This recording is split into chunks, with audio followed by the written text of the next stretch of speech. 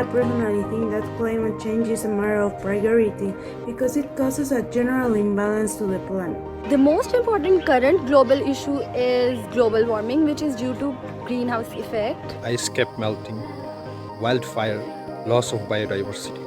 Rising sea levels, more floods, more hurricanes and typhoons. The forest fires, I would say, they couldn't just put it off.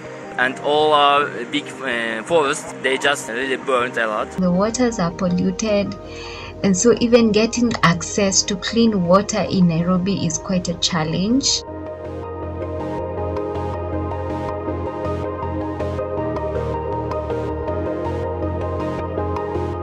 I believe in organization of young people because we have the spirit of change. If we don't do anything and don't make an impact, we'll never solve it. That is why it is so much important for young people to be involved in decisions making about environmental issues. If we don't involve, who's gonna be?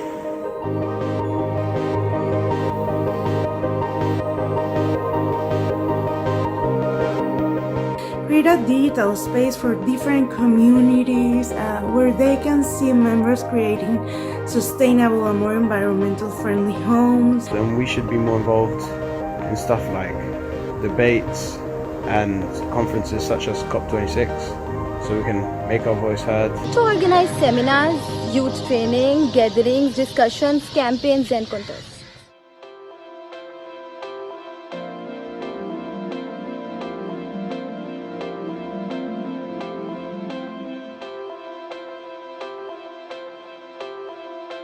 Having platforms whereby youth and the young people can address environmental issues. It has to be truly youth platform, not just to show someone or just create funding in the name of youth. We should put environmental issues in educational systems so that the children understand the meaning of climate change from the very beginning. We are connected like no other generations because of the internet and social media. We just need to spread the words to the people, to the communities, and to the world. I think it's a perfect platform to have access to different workshops. We can use it to spread awareness, stop misinformation.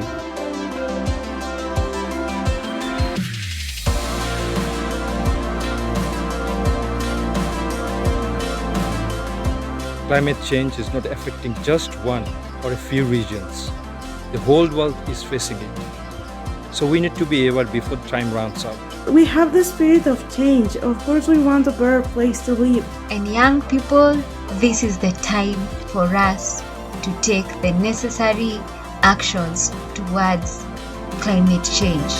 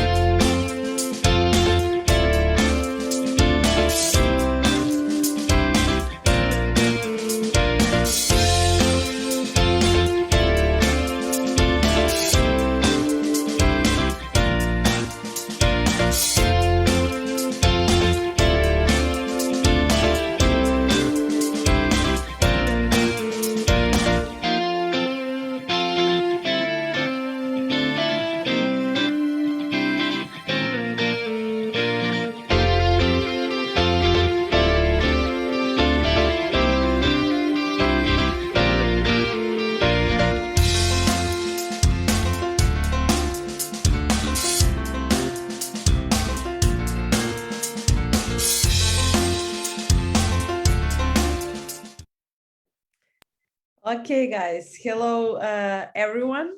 I hope you're doing great. My name is Anita, and I have the honor and pleasure to be tonight with you guys.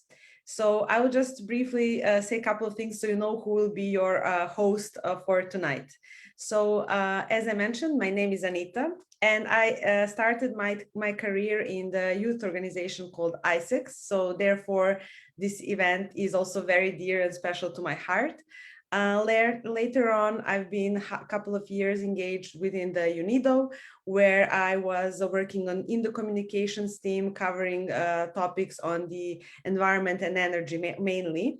And this is something that was really inspiring for me, that whole area, and therefore also youth and climate action together brought in this event. And today I am engaged with the Major Oak, which is the holding that has many different companies in its portfolio. And the main goal of all of those companies are actually to work towards impact and sustainability in all it means. So this also means climate action in this way. So I'm really happy to be tonight here with you. And it was enough about me. So I would just like to have now the quick check-in and to see who is actually with us here today, which is very important when we are doing this style of the online events. Really, I would invite the audience to be proactive and to engage. So by doing the quick check-in, we want to see where is everyone who is currently here with us, where are they from? And in the chat box or in the comment section, share with us the region or city where you're from.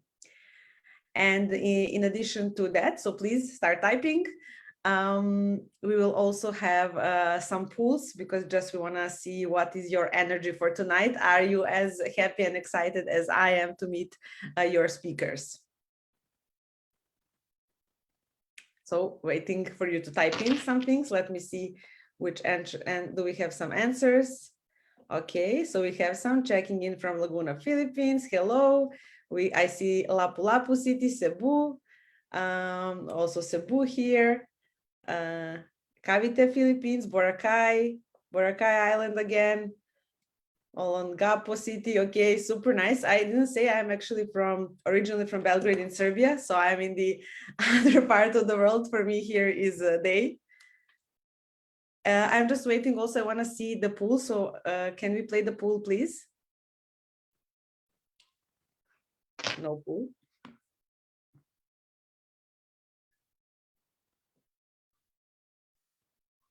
Okay, so apparently we won't have the pool, but anyhow, I read where you're from. And I just want you, if you can type also, just briefly, like, how are you feeling this evening? Are you excited for tonight? Are you curious? Are you anxious or maybe frustrated? So can you just briefly type, like, how do you feel? Because for us here today, it's very important to get the answer from our audience because you're the one. Oh, okay, so we have a pool, obviously. So the mercury is not killing us fully, or it is? Yes, pool, no pool? Yes, pool, okay. So you can type in your answer, like you can just choose like, how do you feel? Those are some of our proposals, but if you don't feel like any of those, you can type in your comments or in the chat box. Okay. Do we have results for the pool? Oh, excited, okay. I see here the answers, excited to learn, okay. Okay, so everyone is here excited. No one is frustrated. That's good. That's good to start with that. Okay, thank you very much, guys. We will then proceed with this like brief check-in. We can then proceed to some of the house rules for today. Since we are online, let's have some rules on how to actually engage and how to communicate with each other in the best possible way. So number one, make sure, please, that your mic remains muted and your camera is off during the program. Turn your camera on if you'd like to during the questions and answer part. So while we are talking, it's only me or our guest speakers. Number two, feel free to type your questions and comments in the chat box so we can then interact with you later, and submit your questions anytime. Like, so if you feel like you're inspired while some of the speaker is talking, you can immediately type your question. And it's not that is not a problem, but please identify if your question is for a specific speaker. So is it a general or is it for some of particular speaker?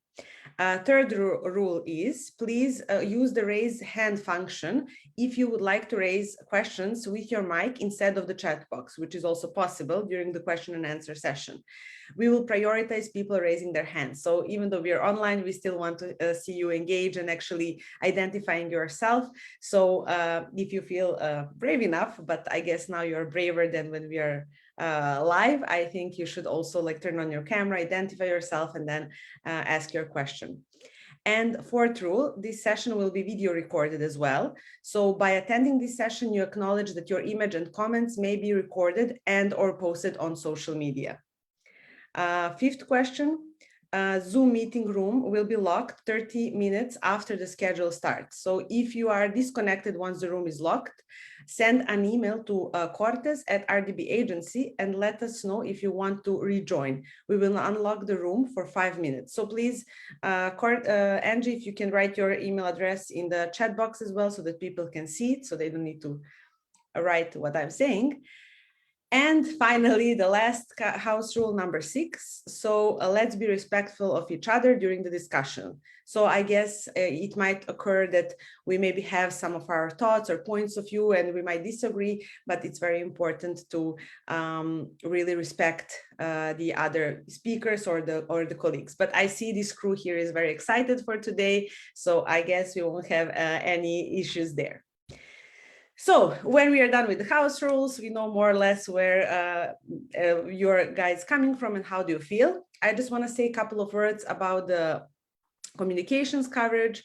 So really what we would really appreciate if you could follow us and this event on the social media channels, and you also maybe want to share it forward.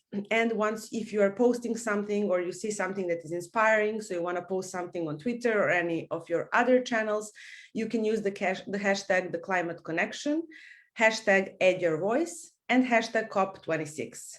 So those are the 3 hashtags. If we wish, maybe somebody can also copy them in the chat box, so you also don't forget them. And please do use them.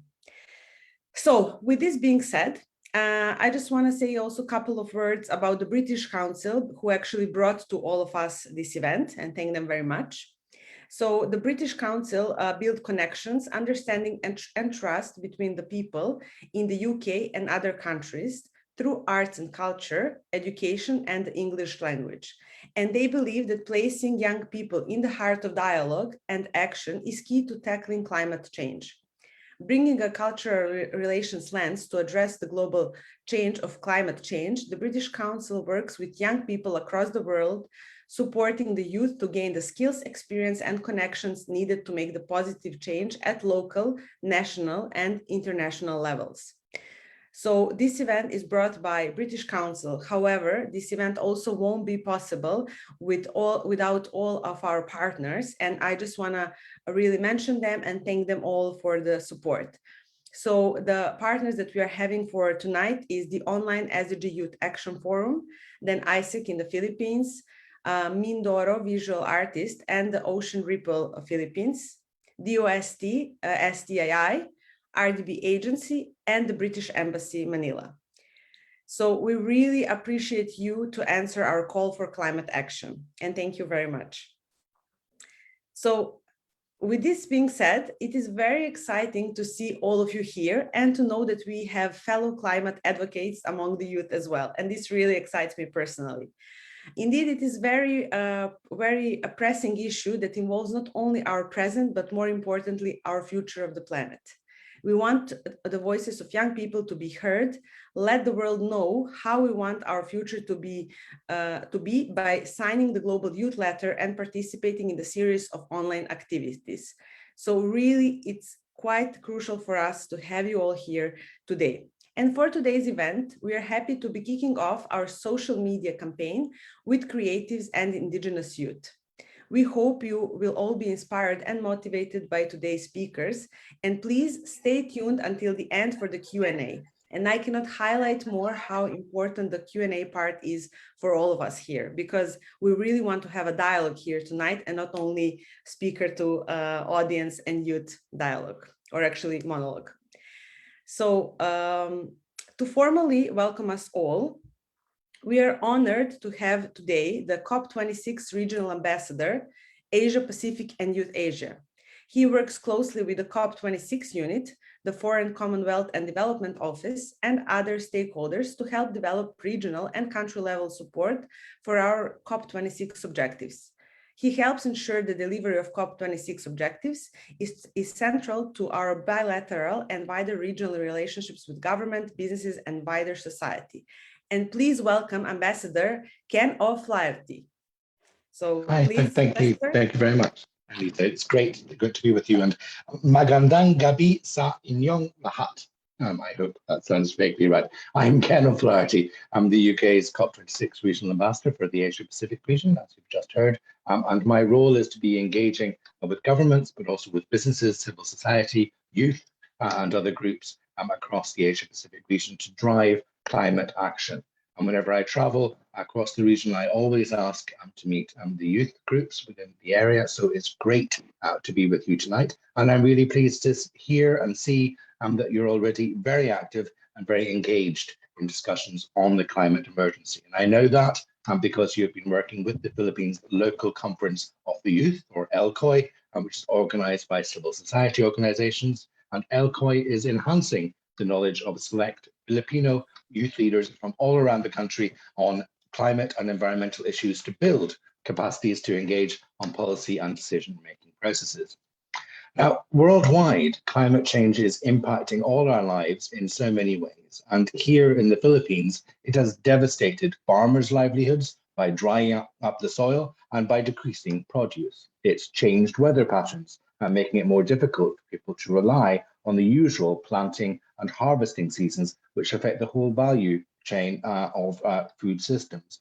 And these are some of the sentiments that we've been gathering from young people from the Philippines who've been part of the Global Youth Letter. Climate change has also brought stronger typhoons here in the Philippines, which has in turn caused stronger flooding, which we have seen in our lifetimes.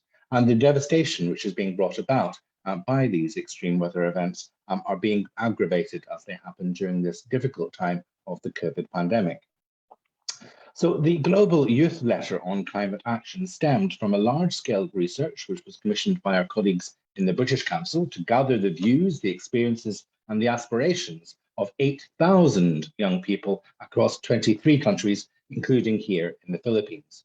And the results of that research form part of the call to action from young people globally, directly addressing the leaders who will go to Glasgow in early November to attend COP26, which is the 26th UN Climate Change Conference, which the UK is proud to be hosting this November. Now, the Global Youth Letter on Climate Action and the accompanying 8,000 Rising campaign is part of the British Council's The Climate Connection programme. It's a global campaign and a platform for dialogue, cooperation and action, and it's connecting millions of people through shared solutions to the climate crisis. And these activities are happening both globally and locally at the same time. We want to be as representative as possible in terms of gender, background, location, and socioeconomic status. And we continue to work through global COVID-19 restrictions to amplify the unheard voice of the climate debate. Today's young people. I'm really delighted that through the British Council in the Philippines campaign organized by RGB, we can provide a platform for hard-to-reach communities and creatives to speak up, to participate and add their voice to calls for climate action.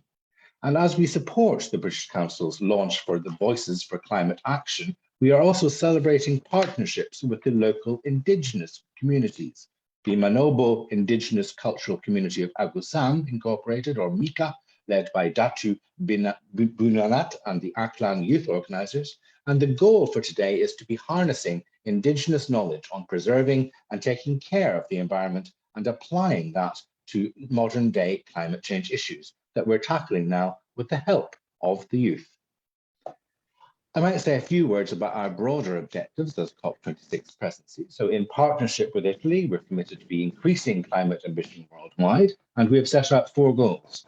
The first goal is to reduce emissions worldwide. We're urging countries to come forward with ambitious 2030 emissions reduction targets through their NDCs and a plan for how they will reach net zero by the middle of the century through long-term strategies. And those will integrate coal phase-out, investment in renewables, ending fossil fuel subsidies, and electric vehicle rollout. And we very much welcome the submission by the Philippines of an enhanced NDC with defined peaking of emissions in 2030. I very much hope that the Philippines will also announce a net zero target of 2050 in line with other countries across the region who are declaring their support for net zero emissions and the transition to renewable energy. But secondly, it's not enough to tackle just emissions. We must help countries and societies worldwide deal with the impacts of climate change, which are happening today. So we are encouraging countries such as the Philippines to build defenses, to build warning systems, and more resilient infrastructure to avoid the loss of homes and livelihoods. That kind of action can help prevent up to 66% of GDP loss from direct and indirect climate impacts. And we're delighted that the Philippines has already joined the Adaptation Action Coalition. And we look forward to the Philippines joining the Leaders Pledge for Nature and the Global Oceans Alliance, which aims to protect 30% of the world's oceans by 2030. But thirdly, it's not enough to be tackling emissions and to be building up our resilience and adapting to the impacts of climate change. We also have to provide support to the countries which want to do this, but do not have access to the funds available. And that's why climate finance is particularly important. Leaders worldwide agreed 5 years ago to contribute $100 billion every year to climate finance, which was enshrined in the Paris Agreement. The UK COP26 presidency is pressing donors worldwide to meet that commitment and ensure that countries such as the Philippines have the support which they need. Locally, we're thrilled with the progress already made here on private finance and on the development of a sustainable finance roadmap and guiding principles on sustainable projects, which is being led by the Department of Finance and the Central Bank of the Philippines. And we're determined to support the Philippines further in the months and years ahead. And finally, our fourth goal is around collaboration. It's only by working together beyond government, so involving business, youth groups, society, social groups, NGOs, and that we can really raise climate ambition worldwide. And we have to be working together, and we have to be turning our ambitions into real action by accelerating collaboration across all sectors to deliver on our climate goals faster. Working together recognizes that with the extent of the concerns we're facing, governments alone can't do this. It has to be a whole of society approach. So with the remaining weeks left before COP26 in Glasgow, the UK will ensure that young people's voices is an integral part of the consultation process. And we see your voices, your action as key to keeping the world to limiting global warming to 1.5 degrees. I'd really encourage all young people to read the Global Youth Letter on Climate Action and for you all to add your voice. Thank you very much. And mabuhay. Thank you very much, Ambassador. And thank you for giving us the very brief overview. And as Ambassador already mentioned, we will now talk a bit more and proceed to the reading of the Global Youth Letter on Climate Action. And before we start, even though it was mentioned, we just want to highlight a couple of things about the Global Youth Letter before we proceed to the reading. The letter is a call for action from young people globally, directly addressing the leaders attending the COP26, the 26th UN Climate Change Conference in Glasgow in November 2021. It is the result of a large-scale research exercise between the British Council and not-for-profit social enterprise Catalyst in Communities to garner the views, experiences, and aspirations of 8,000 young people across 23 countries. And you can read the General Global Youth Letter on the British Council website, which we are posting the link on the chat box and in the comments. Every country in the research has come up with their own country letter. To read to us the Global Youth Letter of young people from the Philippines, please welcome journalist and climate activist Atom Arullo. Friends, the Global Youth Letter.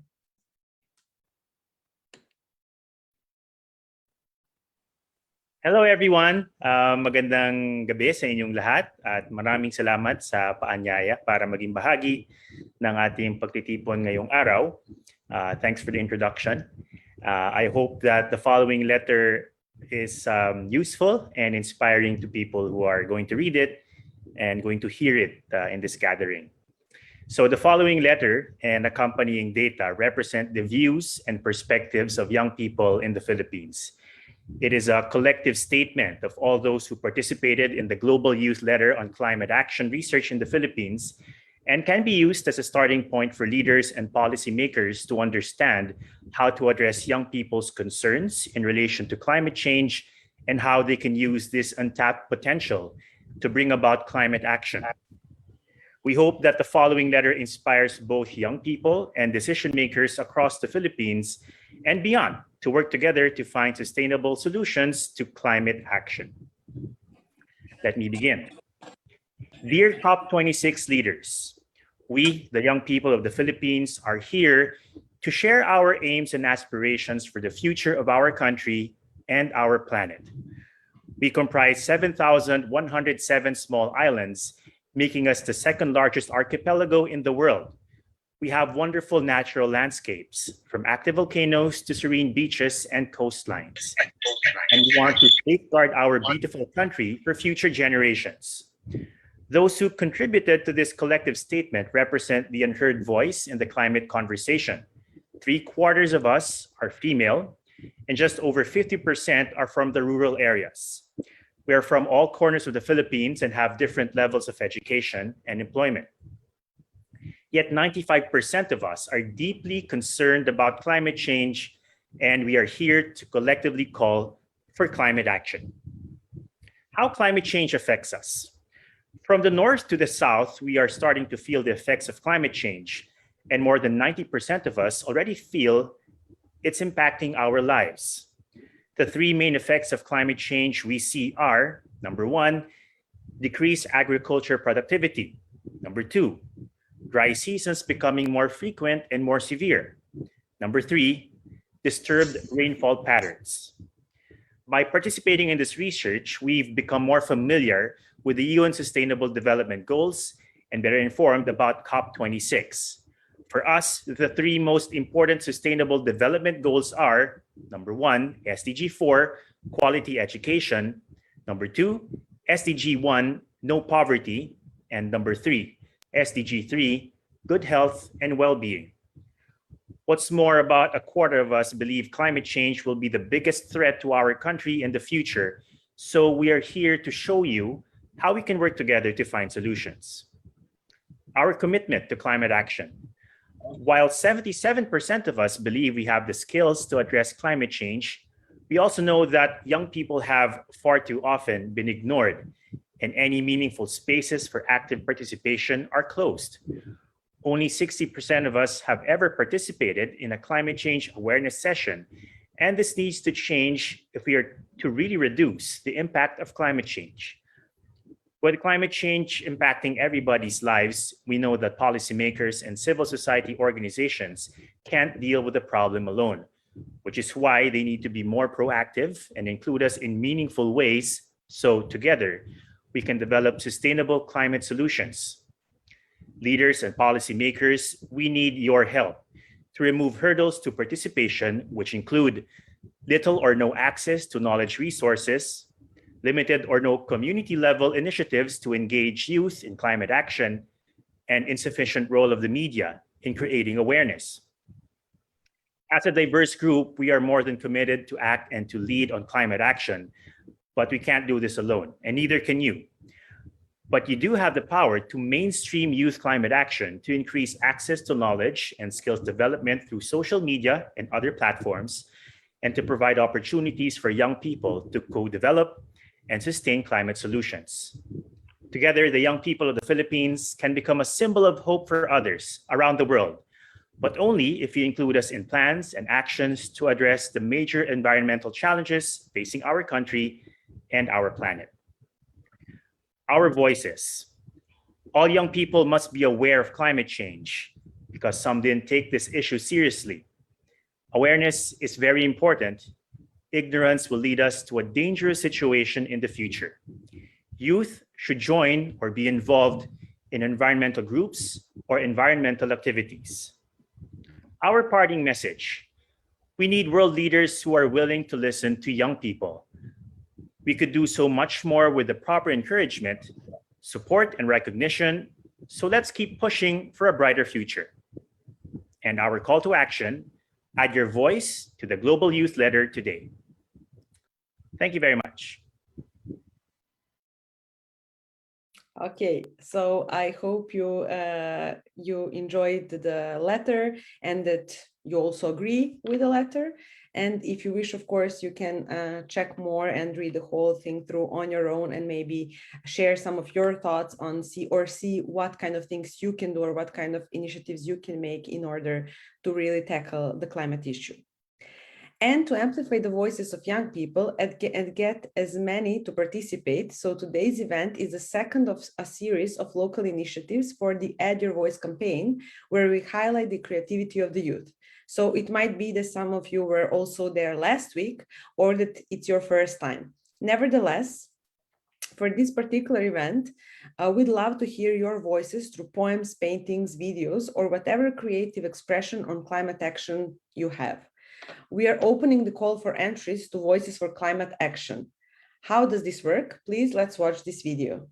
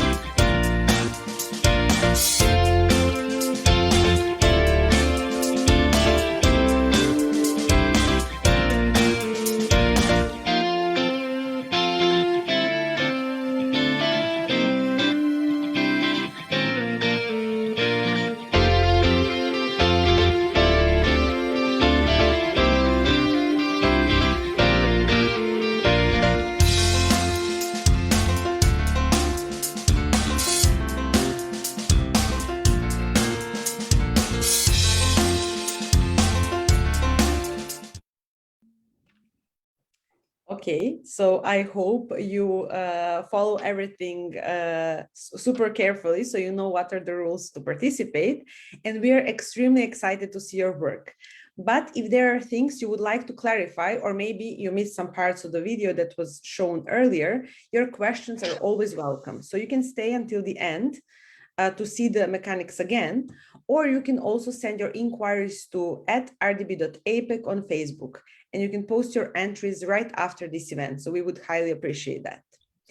So, okay, we would like to see some of your work, but before we go, or before you start being creative, let's get inspired a bit more. So to inspire you to create your masterpiece and add your voice, we have a lineup of amazing young people who are already raising their voices on climate change. And our first speaker is actually the country director of AIESEC in the Philippines. She's a graduate of BS Human Ecology, major in social technology from the University of the Philippines, Los Baños, class of 2020. She is passionate about cross-cultural learning, creating social impact and community organizing. So please welcome Alyssa Saguin. Hello, everyone. So thank you so much, Anita, for that introduction. So I'm going to be sharing my screen, guys, and I hope you guys are excited to hear a little bit about me and my organization. So let us put this into full screen. All right. So yeah, they're able to introduce me. So again, hi, I am Ali, and yeah, graduated from Human Ecology. So this isn't a course that people usually know, but to share with you guys, it's amazing because it's all rooted in the Sustainable Development Goals, community organizing, training programs, and so forth. And definitely, I love my experience so much that it really took me forth in becoming more involved and knowledgeable on how to be involved with the Sustainable Development Goals.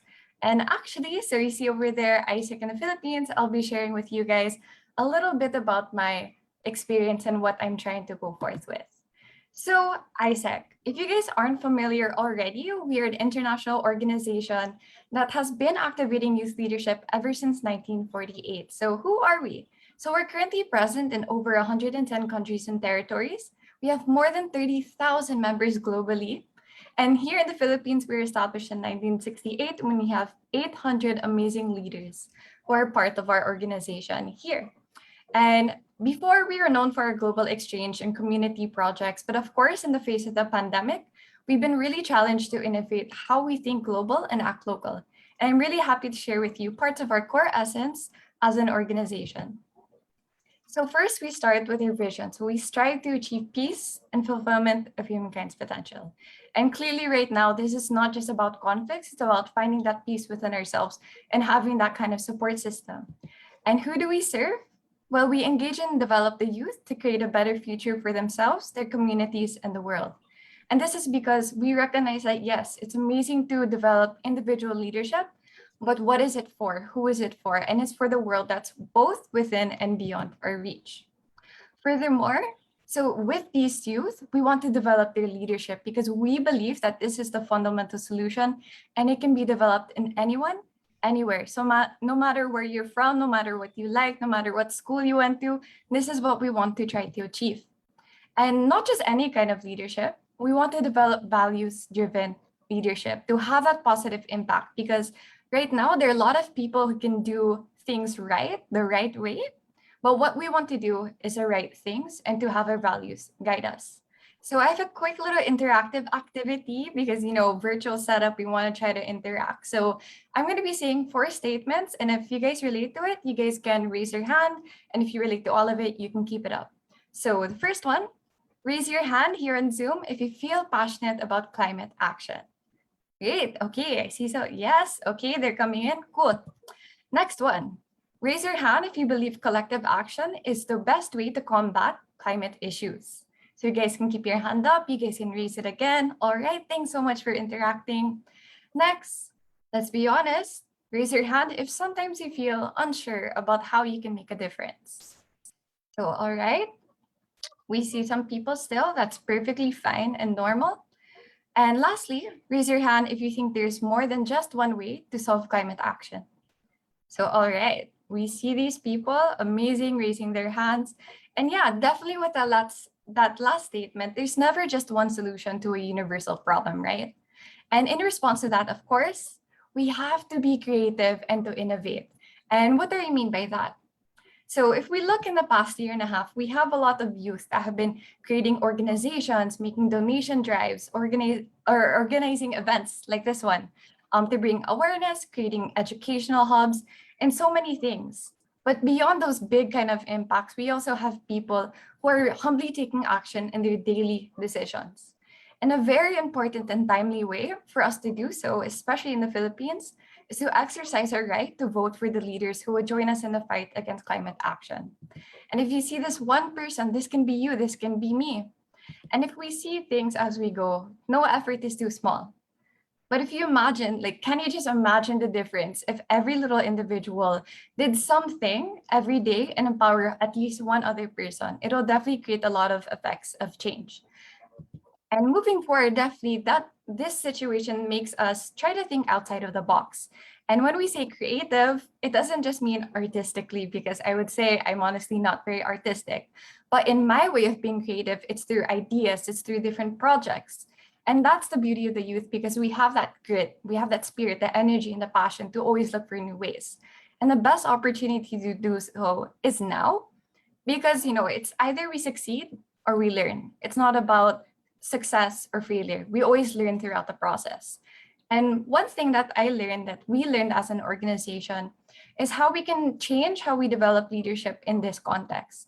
And our response was by creating Lakbayani, rooted in the 2 Filipino words lakbay, or to travel, and bayani, a hero. So if before I said we had opportunities that were physical, it was definitely a challenge for us to think, how can we make this immersive virtually and a remote opportunity? And these are different things that are aligned with the different SDGs that are rampant or prevalent in the different communities that we have. And one opportunity I want to share with you is from one of our local chapters. So we have AIESEC and the University of the Philippines, Los Baños. And they created a project in collaboration with Hope in a Bottle called Gabay Tanyuman. So this is centered around SDG 2 and 8. So maybe you're asking, oh, we're in a space for SDG 13. Where is it?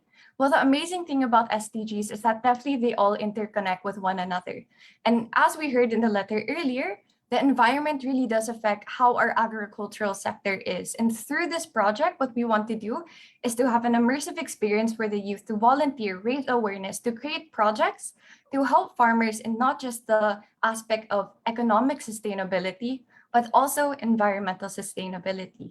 So if ever you guys would like to hear more about that, you guys can see the bit.ly down there, bit.ly/lapbayani. All right, so and moving forward and kind of trying to close this space, definitely there's so many things to share with you, but I'll give more time for the other amazing youth who are here today. And I'd like to sum it up in 3 words. First would be to create. Create your first step by seeking or making opportunities for yourself to take action. Next is to innovate. Because at this point, we can do anything that we want from home, and it opens so many opportunities for us to be creative. And lastly, to collaborate, because clearly we can't do this alone. And the youth, we're not powerless. We have the voice and we have the connections, and we have so many like-minded individuals, groups, businesses, and organizations who can help us out. And remember, it's not too late, but let's not wait to do something about it. So of course, as an amazing call to action for all of us here today, please make sure to add your voice to the Global Youth Letter, share it with the world with the hashtags, and also tag PH British. And later, don't worry, because we're gonna have a run through on how to do it, and we'll do it together. So once again, thank you guys. Please do, if you guys would like to connect, if you guys want to volunteer, intern, and or even partner with AIESEC, please do feel free to connect with us through the following handles. So thank you so much, and looking forward to seeing what you guys are gonna do to take action. Thank you. Okay, thank you, Ali, very much. For me, it has been a personal pleasure to see a fellow member of AIESEC, since I was the part of that organization, and to see youth that is actually organized and taking some action toward the SDGs and climate action. So please take some advices that Ali gave you, and we are also looking forward to see your creative ideas and your thinking from outside of the box. So with this being said, we are proceeding to our next speaker, who actually gained his MS degree in atmospheric science from the Ateneo de Manila University in 2018. Among other things, he was the Philippines representative for, he was actually the Philippines representative for FameLab Climate Change Communicators Competition. A climate and environment advocate, he is also Deputy Executive Director of Living Laudato Si SI Philippines, an interfaith movement campaigning for divestment and sustainable development. He has represented the Philippines and the youth sector in the regional and global UN conferences since 2017.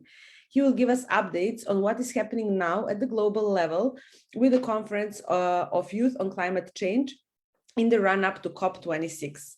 And please welcome John Leo Algo. Magandang gabi, mga kapwa tagapagtanggol ng kalikasan. Translation, good evening to all my fellow climate and environment advocates for today. My name is John Leo Algo,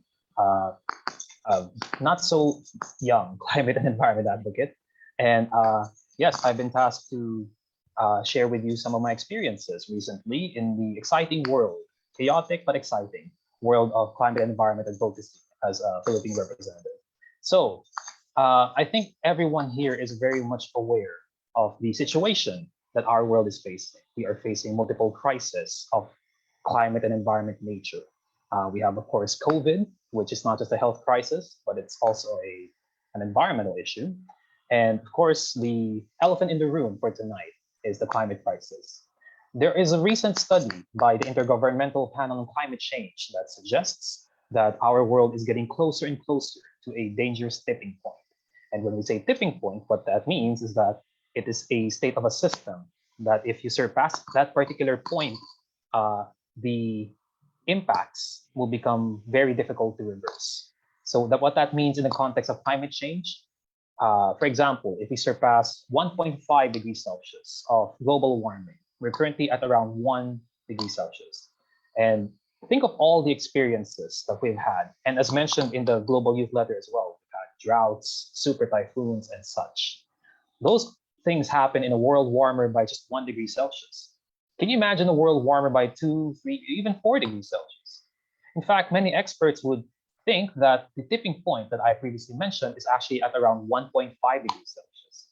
And this 1.5 degrees Celsius of global warming target is one of the main components or features of what is known as the Paris Climate Agreement. The Paris Climate Agreement is a landmark global treaty. It's very historic in such a way that it is the first time that all countries recognized the urgency of addressing the climate crisis and the need to reduce greenhouse gas emissions drastically, ideally before 2030, which coincidentally is also the deadline for our Sustainable Development Goals. And many studies would suggest that we are getting closer and closer to a tipping point. But here's the thing. As I mentioned in my FameLab talk, it's not the only tipping point that's out there. There's another tipping point that we should be looking out for, and that is not the tipping point of the climate crisis, but the tipping point for climate action. What that means is that every year, more and more people, especially more and more youth advocates around the world, are joining forces to not only raise their voices, but also to implement actions, concrete actions at the grassroots, at the community level, even at the national and global levels, in order to help address the gravest existential threat to current and future generations. And that is basically one of the main points of getting the youth involved, because in my opinion, the youth is the force that will tip the scales in favor of not worsening the climate crisis, but pushing us towards the tipping point for climate action. And that is precisely one of the goals of the recently concluded Youth for Climate event that was held in Milan, Italy, just last week. The Youth for Climate event is one of the pre-COP26 events. And it is quite historic in a way because Youth for Climate is actually the first global meeting in person that was held in person since the pandemic started. Over 400 delegates, myself included, from 189 countries were represented in that particular event. And I gotta tell you, the energy, the passion and the dedication of my fellow advocates who were present in that event were very present in that during the 3-day conference. And we developed these what we call key takeaways or calls to action at the global level in terms of 4 particular themes. So you have your sustainable recovery, you have, of course, driving ambition, you have what it means to be a climate conscious society, and how to engage non-state actors. That includes, of course, businesses, communities, and of course, the youth, of course.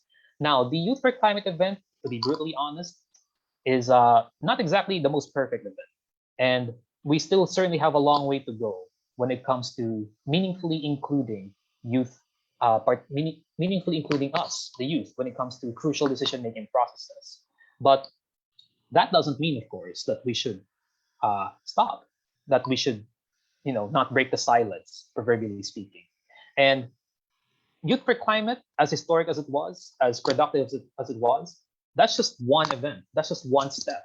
And there are many more steps that we can take on the road to COP26. And that includes, of course, the Conference of Youth, which will be held in a few weeks from now. As one of the co-organizers of the local Conference of Youth here in the Philippines this year, I can tell you that it is very important that we capacitate our youth advocates to become more involved, to become more meaningfully involved in decision-making processes, to pressure their government leaders, businesses, among others, to implement strategies that not only drastically reduce greenhouse gas emissions, but also make us adapt to the changing world.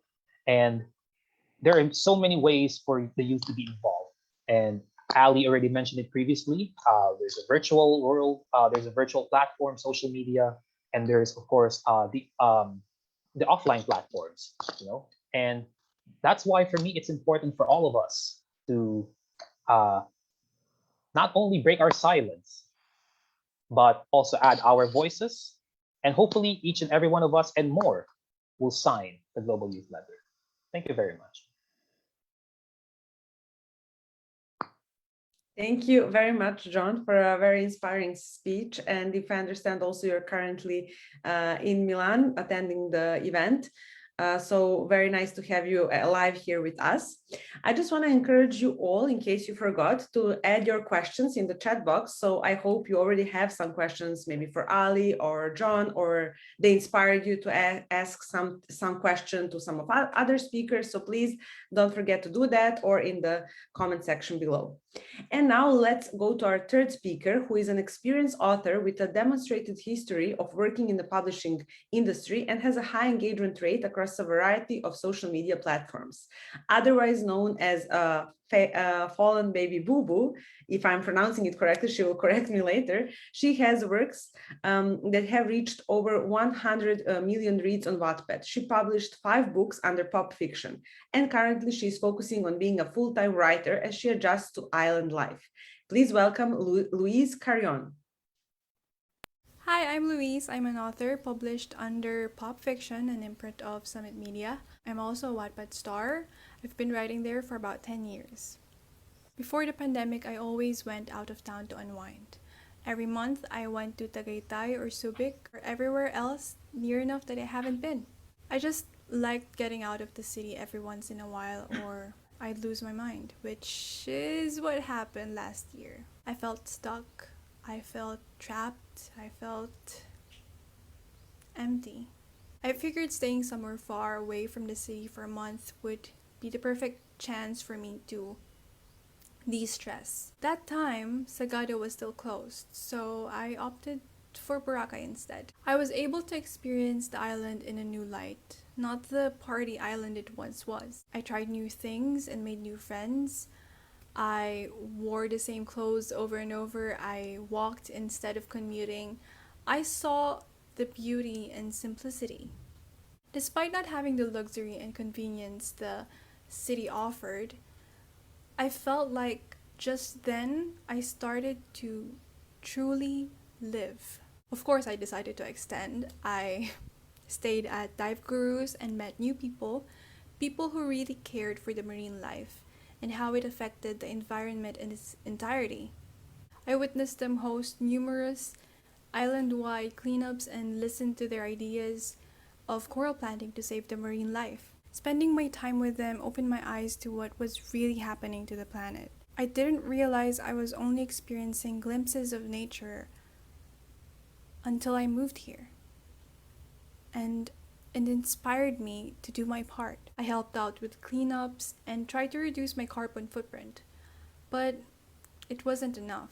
I wanted to do more. I wanted to spread awareness in my own way. In my past works, I always emphasized in seeing the beauty in everything, taking a leap of faith, and living life to the fullest. This time, I want to use my voice and my words to inspire people to help out with preserving the environment, the same way that these people inspired me. My characters will go through what I did, beginning with looking at the world from the eyes of someone who isn't as environmentally aware yet, much like most of the readers. But then that will change as the story progresses. By the end of it, I hope to inspire as many young adults as I can to take action for the betterment of our planet. To quote from the book I'm currently writing, "There's really just something mesmerizing about being underwater, engulfed by this vast silence as I watched the sunlight hit the ocean floor, making this rainbow-colored pattern all around me. It was exactly the kind of meditation I needed. The thing is, most people don't truly appreciate nature until they're immersed in it." I'm calling everyone here to please add your voice and sign the Global Youth Letter on climate action. It's never too late to make a difference. I would really like to thank Louise on this amazing video, and also some of the videos from Boracay. It was very nice to see them, and I hope it was also inspiring for you. And our next speaker believes that everyone in the world is interconnected and our actions affect each other.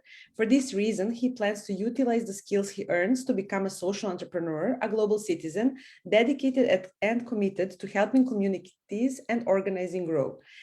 He believes that businesses are the forefront of international relations, bridging a network of relationships around the world. He's a brand ambassador of SSI, Scuba Schools International, and the Boracay lead of Ocean Ripple Philippines. Please welcome Dominic Napat.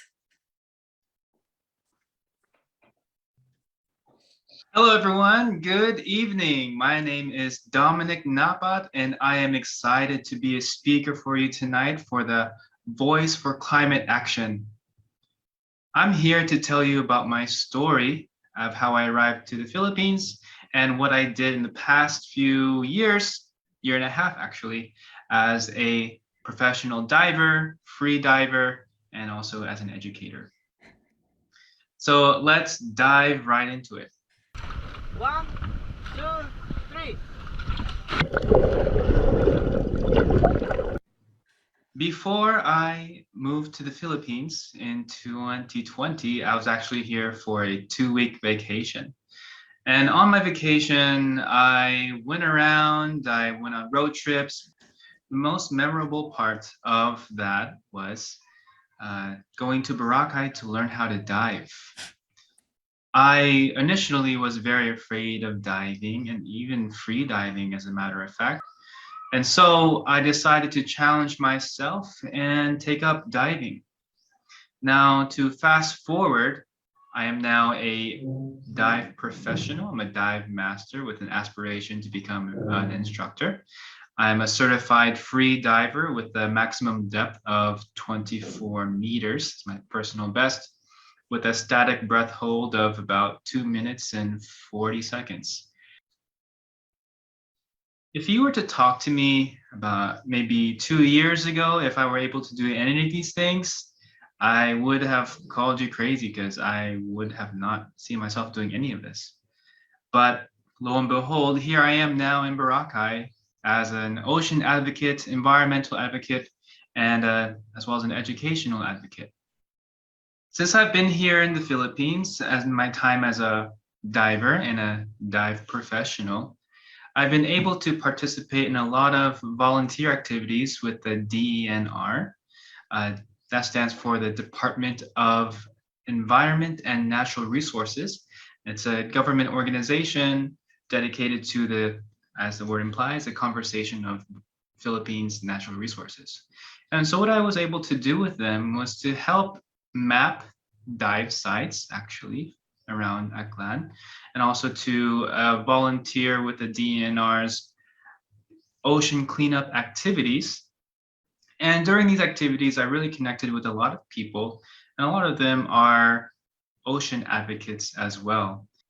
The ocean advocates that I've been able to join hands with in Boracay come from a range of different government agencies, local businesses, and even tourists on vacation. So after collaborating with these great agencies, I thought to myself, why can't I do something myself? And so that's exactly what I did. And here I've Ocean Ripple Philippines is a local group of ocean advocates from Boracay to Cebu who are enthusiastic and passionate about ocean advocacy. One of the projects that Ocean Ripple is passionate about is the Tugby project, which is to collect about 200 kilograms of ocean waste that we will wash and disinfect and upcycle to create sensory plush toys for children of special needs. What we know for ocean cleanups is that it's not gonna be the total solution to the ocean waste problem. It's just a band-aid, but that shouldn't discourage you from participating in them. With Ocean Ripple, our goal is to see the clear end of where we collect the ocean waste, where we pick it up, we collect it, we wash it, and we're going to process it into making these plush toys for kids with special needs, as I've mentioned before. And so to me, that's really meaningful, the meaningful kind of advocacy.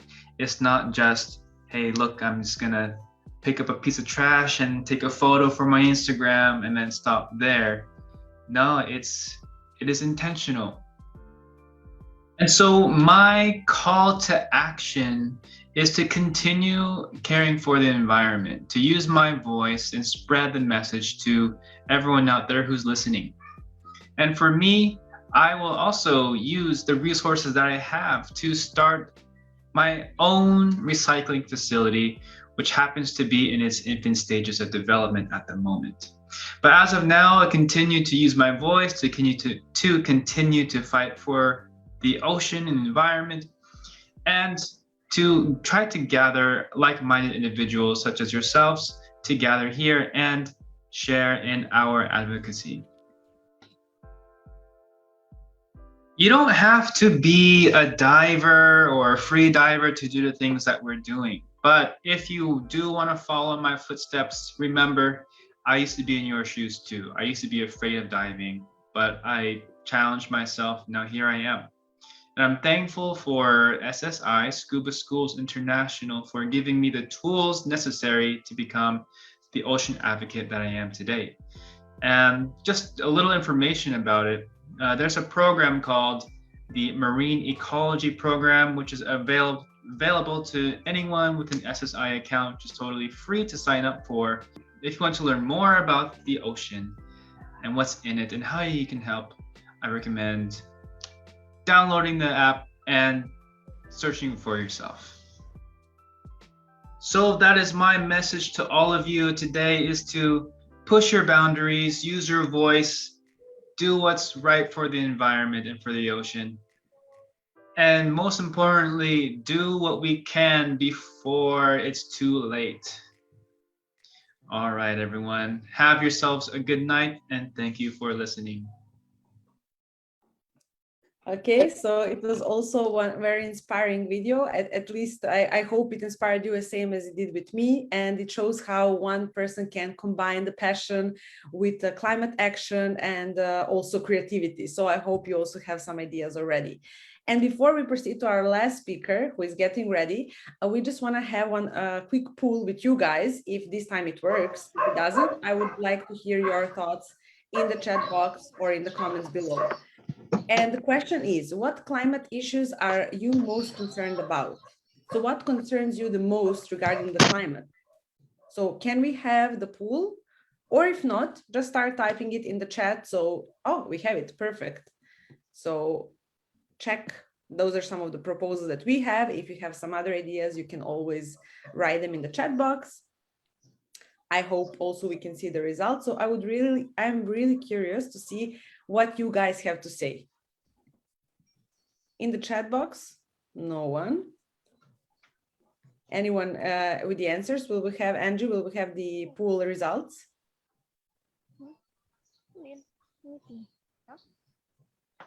Oh, okay. So 49% of you said the global warming. Then we have 28% damage to wildlife and the environment. And the third place with 19% of you answered was increase in rainfall and flooding. Okay, interesting enough. And I think maybe you can even take some of those ideas, or if you have some, in that direction and think what is the contribution you can make. And with this being said, thank you very much for participating. We are proceeding to our last speaker, but not the least, who is a waiver of connections because of his belief that everyone is also interconnected, similar to our previous speaker, and interrelated.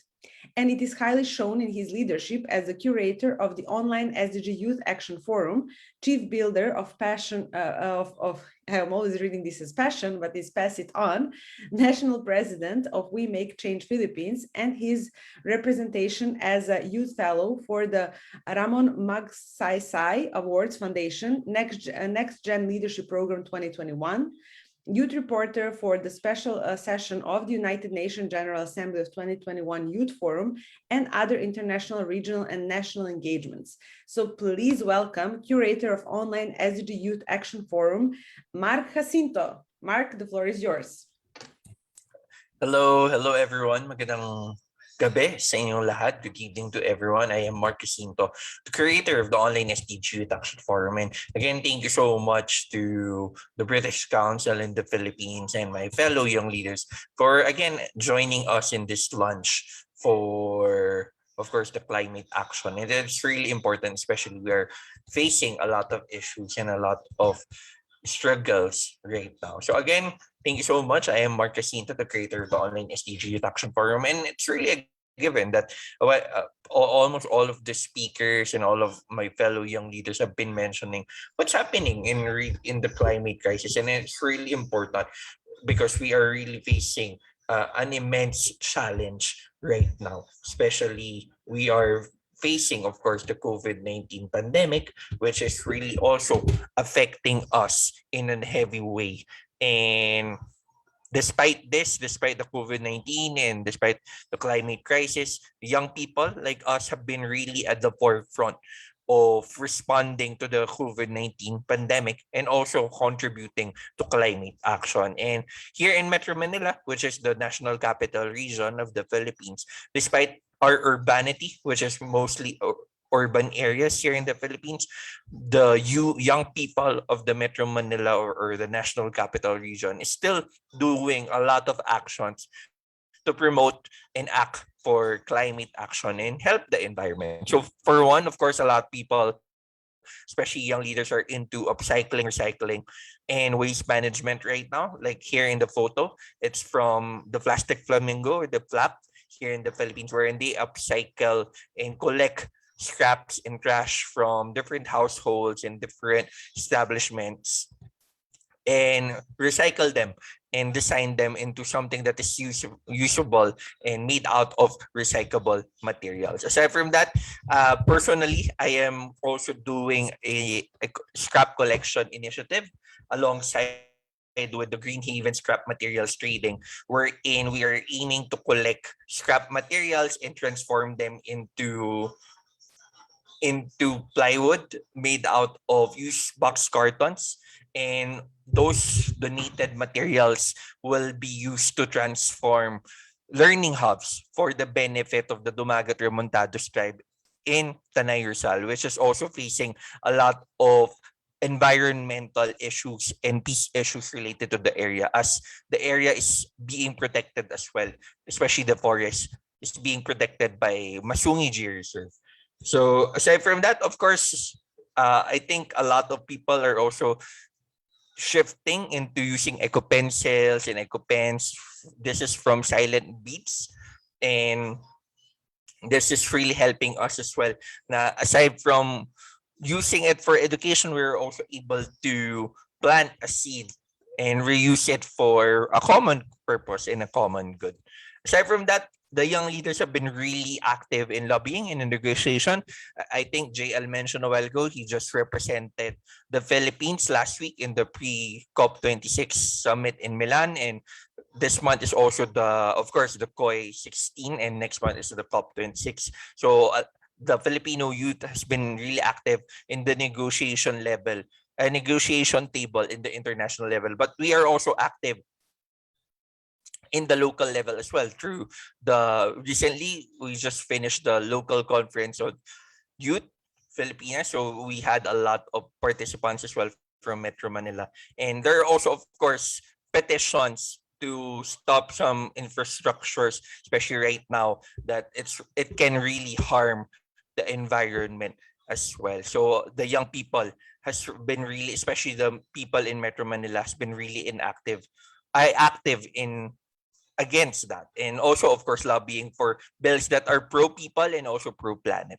Aside from that, of course, climate action, a lot of people are also into climate strikes right now, especially in Metro Manila, although because of the COVID-19 pandemic, most of the actions are being limited into online petitions and online strike. But the message is really clear, that is really for young leaders to encourage their national and local leaders to act for the environment, especially we are currently nearing the 2022 Philippine national elections. Aside from that, of course, we the young people of Metro Manila is doing a lot of actions in education campaign, webinars, of course, like this. This is with the Climate Change Commission, featuring films, and of course, also promoting urban farming. I think a lot of youth organizations have been collaborating with schools and their students to promote urban farming. And I believe this is a first step for younger people to start being more aware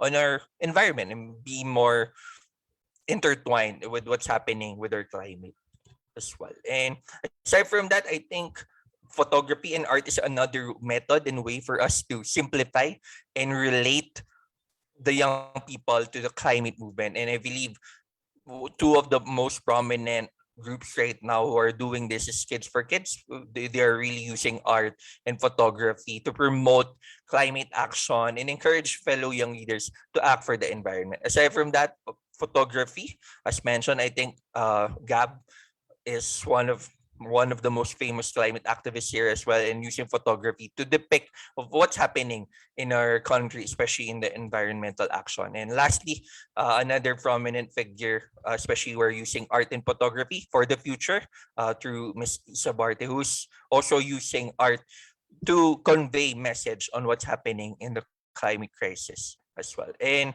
last but not the least, as mentioned a while ago, Masungi is also being led by young people, is also conserving and preserving the Upper Marikina watershed area, especially around the Rizal and nearby provinces in the Philippines and outside Metro Manila. And I believe some Filipino artists, like one of the most famous Filipino artists here in the Philippines, Miss Nadine Lustre, an award-winning actress, has also been collaborating with different environmental organizations to promote reforestation and climate action, especially, and using her influence for common good and for the environment. And lastly, again, I believe social enterprises are becoming more environmentally conscious. There are a lot of social enterprises right now, like SIP. They are selling a lot of they are selling a lot of eco-friendly products for the young people. And aside from that, of course, promoting sustainable fashion and using more eco-friendly alternatives for daily uses. So like Sinaya Cup is promoting menstrual cups for women to lessen usage of paper napkins. And this is also helping, of course, our environment, especially our oceans and our waste. So a lot of people, especially young people here in Metro Manila, are doing something, whether big or small, towards healing the world and making it a better place. Again, thank you so much, and let's make a mark together towards building a better and more sustainable world for all. Dear Mark, thank you very much also for being here with us live. So I hope, guys, also this inspires some action in you, or maybe you're creative and you want to express some of your thoughts in this way. So please do so.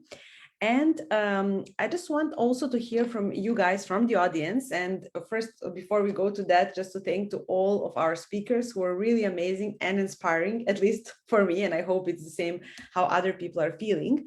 I also just want to hear from you guys, from our audience, what do you think are the most pressing issues related to climate change? I mean, you gave some answers, but what are the issues from your perspectives? And please do share answers in the chat box or the comments below. And before you can now just type in those things. And I would also like to start with the questions. And I would just like, then we received some questions from the audience. And the first one is to Louise. But before we proceed to the questions, I would like for everyone else who have any question to please identify yourself and also the questions to which speaker you would like to address. You can also raise your hand if you wish to ask the question live. And I will start with a question to Louise, and the next one to prepare is Ali. So the question for Louise: how has being a part of environmental groups helped your achievements when it comes to relationships? Oh, relationships. What do you mean? Romantically or friendly? Let's see. For the thing is, meeting friends here, I moved here alone. So meeting friends here and seeing them very active when it comes to, helping the environment, it inspired me to do the same, because surrounding your being surrounded by those kind of people makes me want to do better. And I didn't get into that until I moved to where I'm staying at, and I stayed here in Dive Cruise because of my boyfriend who I met. You know him as Dom. He's here. He's a speaker too. So so actually he was the one who got me into everything, and he was the one who educated me and informed me about what was really happening here. So really, is that an achievement? I guess so. But the thing is, I'm also inspired, and it motivates me to inspire other people as well. So I think achievements will come as I inspire other people.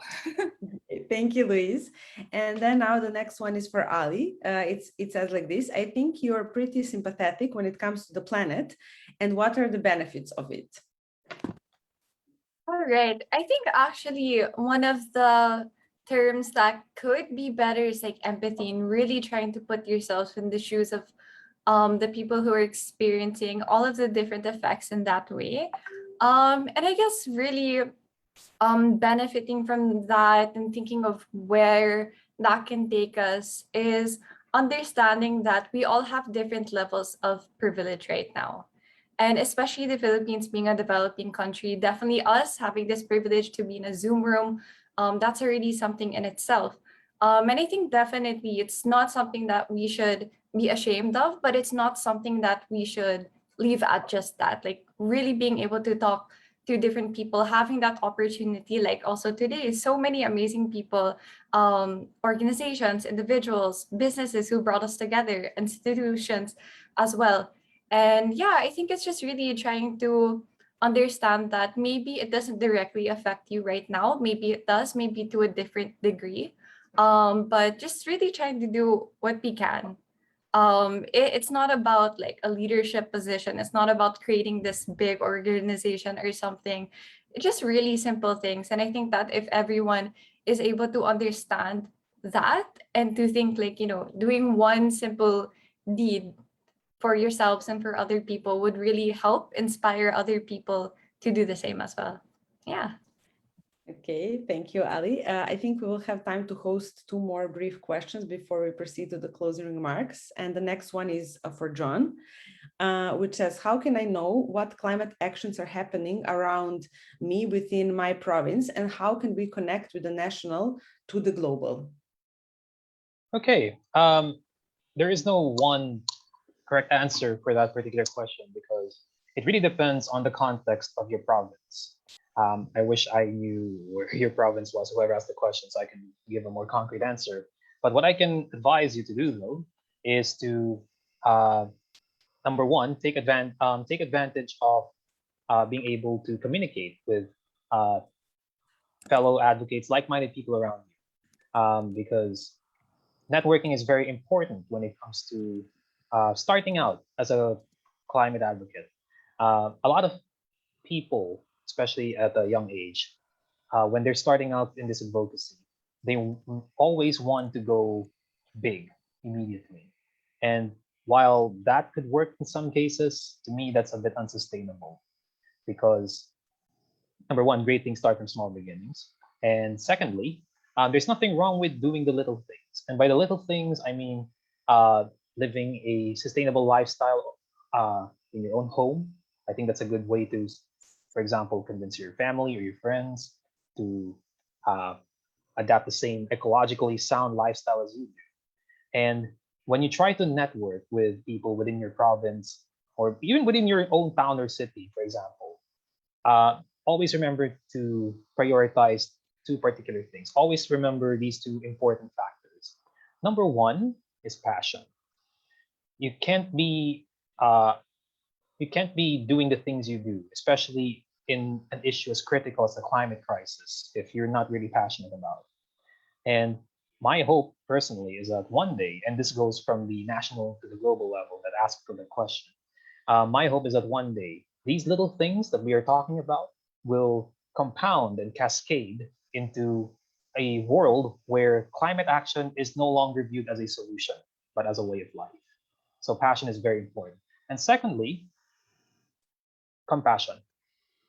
I think one of the biggest problems that we've had, and for me, this is the root of the climate crisis, in my opinion, is we look at, of course, burning of fossil fuels, we look at patronizing plastics. But for me, the ultimate root is, well, lack of compassion for others.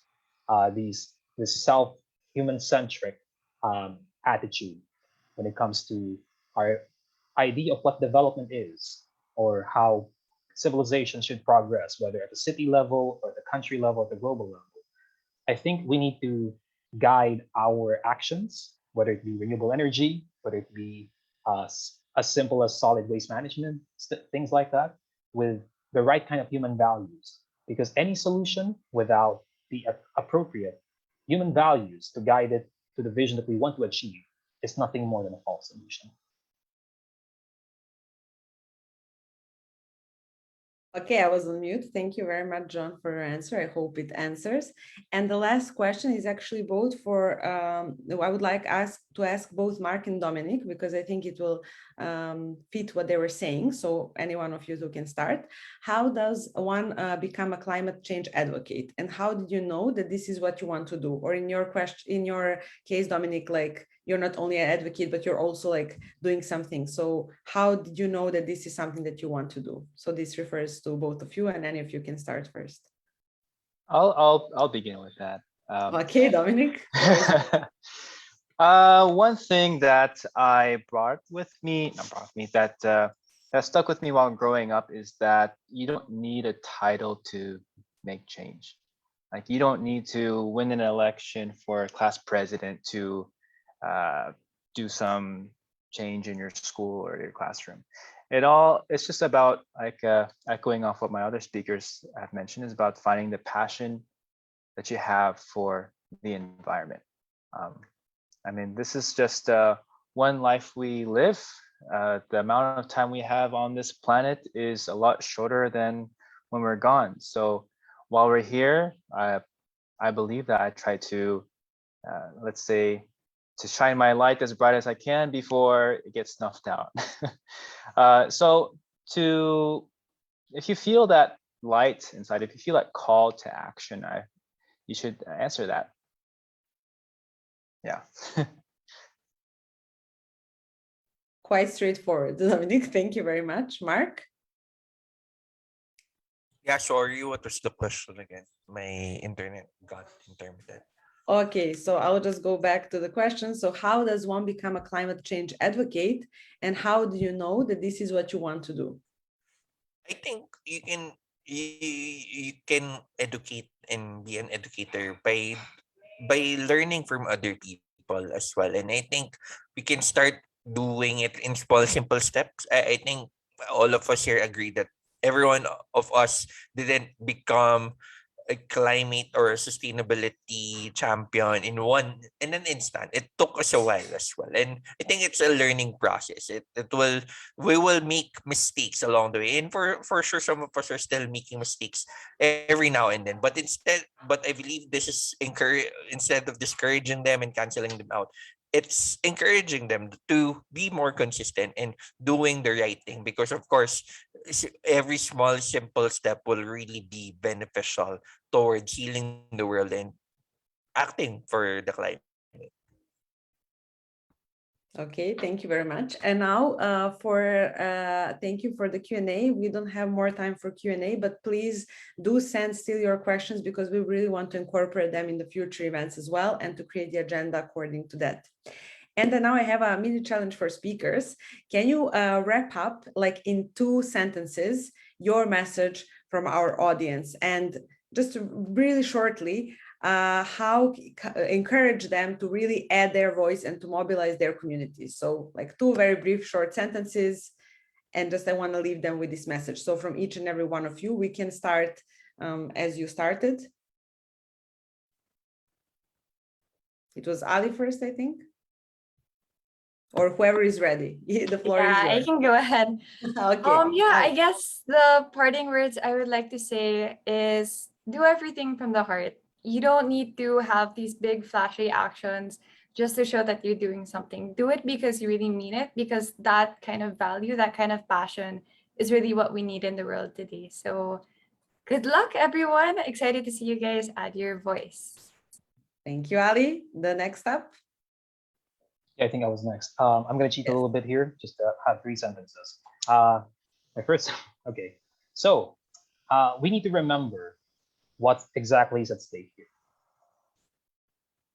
Addressing the climate crisis is about saving not the planet, because the planet will still be here regardless of what happens, but rather saving our world.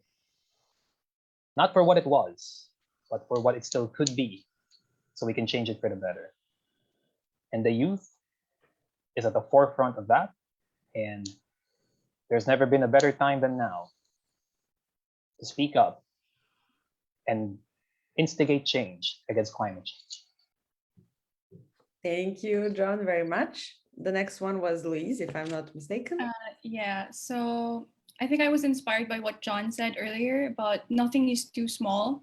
You can do as little as, reducing plastic use and, walking to wherever you're going. So it's never too late to make a difference. So please act now and register, sign up, add your voice. It's really up to us what happens to our planet. Thank you, Louise. Dominic? I'll just have a few sentences.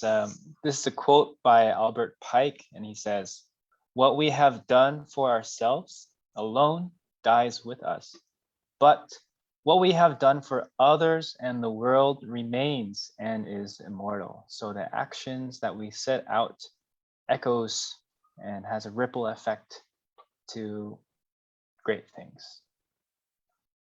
Okay, thank you, Dominic. You were super prepared for this, as you knew. Okay, Mark, you're next. Again, thank you so much, of course, to the organizers, to the British Council Philippines for, again, having us. I think JL, Ali, and I have been doing this for the 2nd week in a row.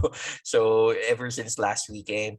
Again, I think, of course, we hope you can add our voice. That's the first simple action that we can do to protect the climate and protect the environment. Add our voice in the global youth letter, and this will be distributed, of course, to the people who will be attending the conference of youth in a few weeks. And aside from that, hopefully after that we can do small simple actions that we can do towards, of course, contributing to the planet. I think I agree with what everyone has said, and this is really vital for us because our present is not only affected, but also the future and the future generations. Thank you so much. Thank you very much to all of you. You really inspired me and you were really all amazing. And thank you. I will just give you a small applause and I hope everyone else does as well. Thank you very much. And in order for this not to be only event where we actually talked and have a bit of more Q&A part and that's it, we also wish to add an action to this event. So we would like to ask Ali to stay here on the screen and she will show us how to add your voice or how to add our voice. Of course, while Ali is adding her voice, please, guys, do add your voice too. Once you're done signing, share the experience by taking a selfie and sending it in the chat or in the comment section. So, Ali, take it away. All right, so guys, we're going to see this is super simple and I'm going to answer it with you guys. So I believe in the chat, they're going to be sharing as well the link and the 3 hashtags that we're going to be having. So it's very simple. You click the link and you'll see the simple form over here.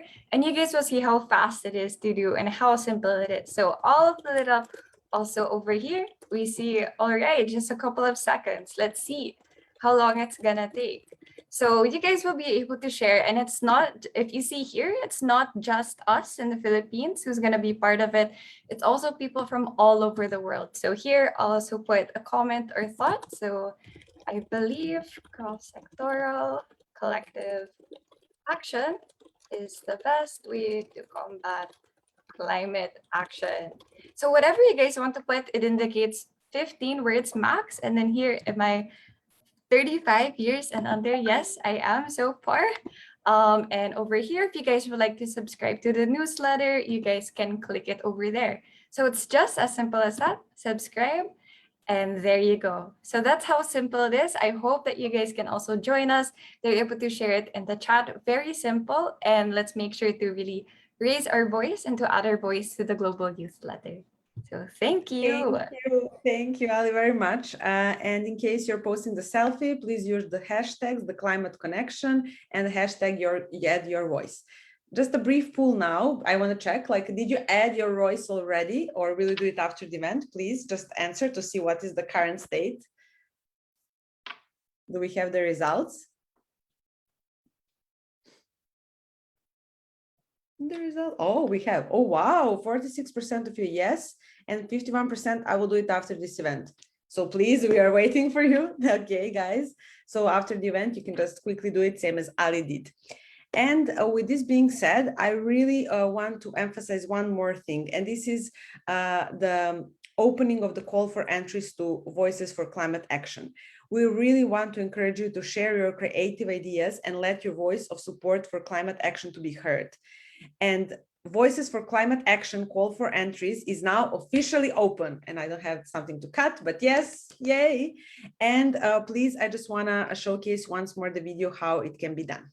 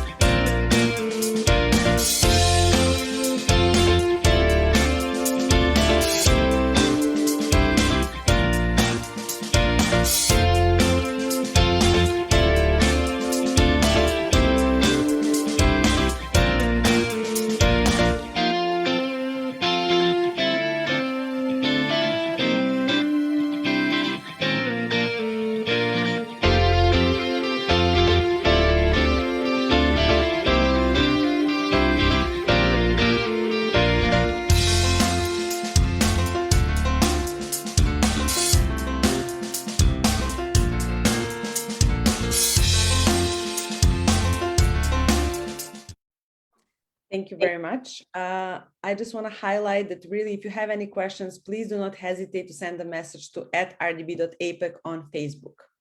And in addition to this, we are also sharing the link to the Global Youth Letter and the GYL Philippines version. It helps to make us to make an informed decision. So we really encourage everyone to read the research report also shared in the chat box.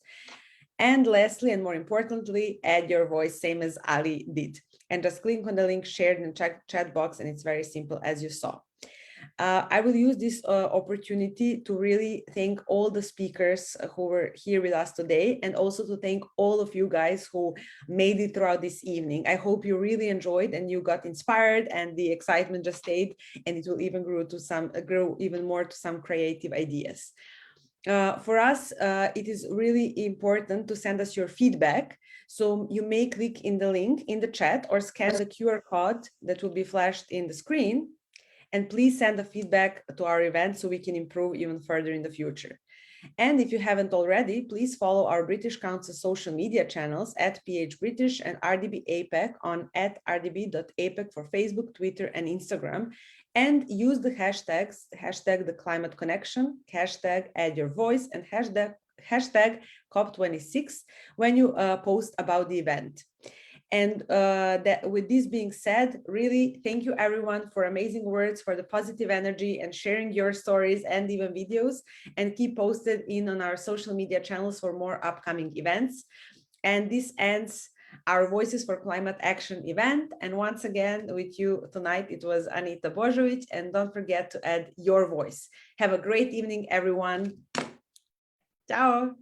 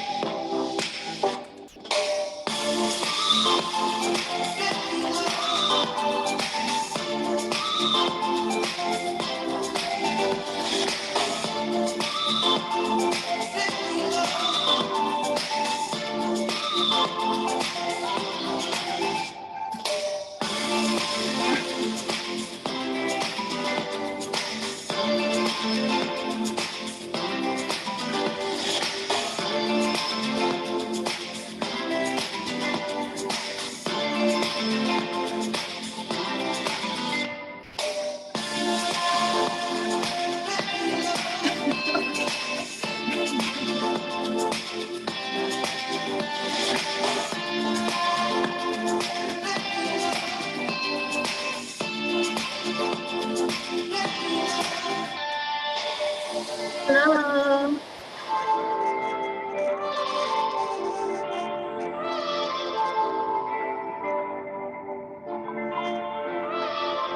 Okay, I think it's just here na. It's just us here pala. Thank you so much, Mark, Ali, Dom, Louise, JL. Yeah, thanks so much, everyone. Thank you also. I think we can stop the stream first. I think we're still live. Sorry. Bye, Facebook.